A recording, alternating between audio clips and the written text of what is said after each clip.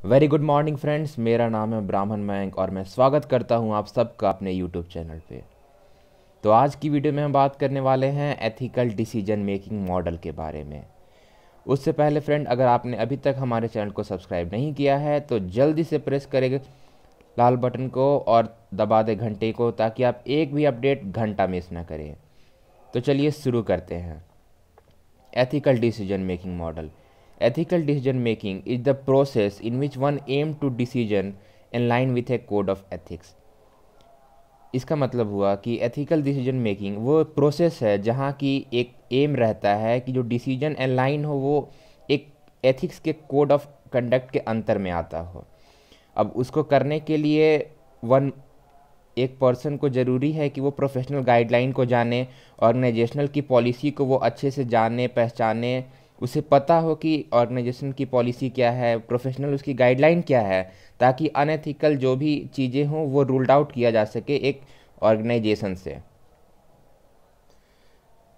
तो ये तो हमने जाना कि मॉडल क्या होती है एथिकल डिसीजन मेकिंग। अब हम बात करते हैं इसके मॉडल पे।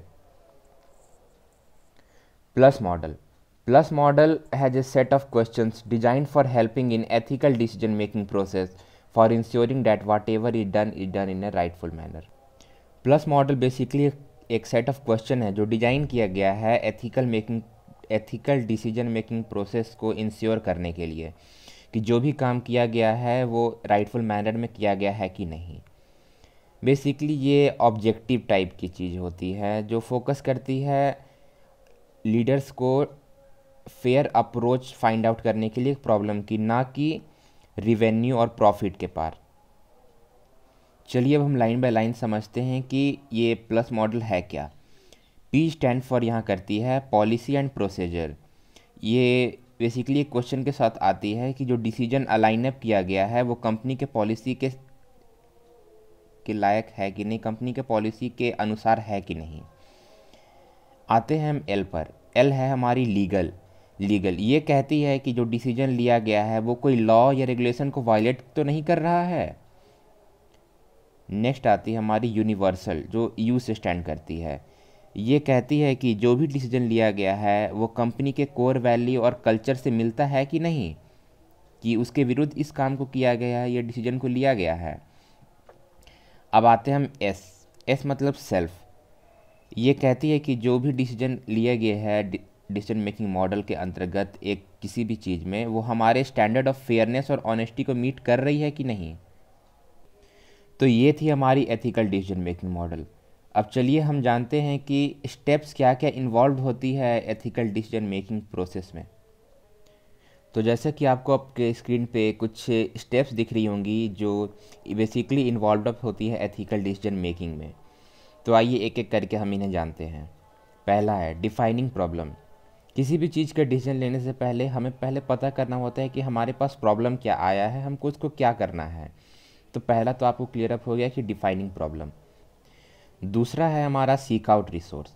पहले हमें प्रॉब्लम का पता चल गया कि प्रॉब्लम क्या है, अब उसके बाद हम रिसोर्स को फाइंड आउट करें कि हमारे पास संसाधन क्या है उस प्रॉब्लम को से ओवरकम करने के लिए। संसाधन का पता हमने कर लिया। अब उसके बाद हम एक सेट ऑफ अल्टरनेटिव को डिफाइन करेंगे, एक सेट ऑफ अल्टरनेटिव का लिस्ट बनाएंगे सॉल्यूशन के लिए। थर्ड स्टेप हमारा वो हो गया। अब हमने जब सेट ऑफ अल्टरनेटिव बना लिया उसके बाद हम एक एक अल्टरनेटिव को इवेलुएट करेंगे कि किस अल्टरनेटिव को अगर हम लेके चले तो हम प्रॉब्लम को जल्दी सॉल्व आउट कर सकते हैं, हमारा कॉस्ट इफ़ेक्टिव कितना कौन सा अल्टरनेटिव रहेगा वगैरह वगैरह पे करके हम अल्टरनेटिव को इवेलुएट करेंगे। इवेल्यूएशन के बाद हम एक सब अमंग ऑफ ऑल हम एक बेस्ट कोर्स ऑफ एक्शन को चूज करेंगे। सपोज मान लीजिए कि हमने संसाधन का पता किया कि हमारे पास 10 संसाधन है प्रॉब्लम को सॉल्व आउट करने के लिए। हमने 10 की अल्टरनेटिव लिस्ट बना ली कि कौन से प्रॉब्लम से कैसे सॉल्व आउट करेंगे। उसके बाद हमने एक एक करके सारे को इवेल्युएट किया। अब हमें लग रहा है कि नहीं, इसमें से जो ये दूसरे नंबर की जो लिस्ट में जो सॉल्यूशन हमने बनाई है ये हमारा ज़्यादा इफ़ेक्टिव रहेगी प्रॉब्लम को सॉल्व करने में हर तरीके से। तो हमने उसको चूज कर लिया। चूज करने के बाद हमारा काम होता है उसको इम्प्लीमेंट करना। उसको हमने इम्प्लीमेंट कर दिया। इम्प्लीमेंट करने के बाद हमारा काम ख़त्म नहीं हो जाता है, हमें उसको इवेलुएट करना बहुत ज़्यादा ज़रूरी है क्योंकि बिना इवैल्यूएशन के हमें पता नहीं चलेगा कि हमने जो कोर्स ऑफ एक्शन को चूजअप किया है वो हमारा सही से वर्क कर रहा है कि नहीं। क्योंकि अगर वो हमारा सही से वर्क नहीं कर रहा है तो कहाँ दिक्कत आ रही है, क्या दिक्कत आ रही है, एंड फिर हम कैसे उसको ओवरकम करेंगे। तो इसके लिए हमें शुरू में ही ज़रूरत है कि हमने जब अपने कोर्स ऑफ एक्शन प्लान को इम्प्लीमेंट कर दिया है फिर उसका टाइम टू टाइम इवैल्यूएशन किया जा सके, ताकि हम प्रॉब्लम को फाइंड आउट करके प्रॉब्लम को सॉल्व कर सकें। इस वीडियो में इतना ही फ्रेंड। आशा करता हूँ आपका ये 2 टॉपिक क्लियर अप हो गया होगा। अगर किसी प्रकार का कोई भी डाउट हो तो कमेंट बॉक्स में ज़रूर कमेंट करके बताएं, और मिलते हैं नए लेक्चर के साथ जल्द ही। तब तक के लिए वीडियो को लाइक करें, शेयर करें, एंड हाँ, चैनल को सब्सक्राइब जरूर करें।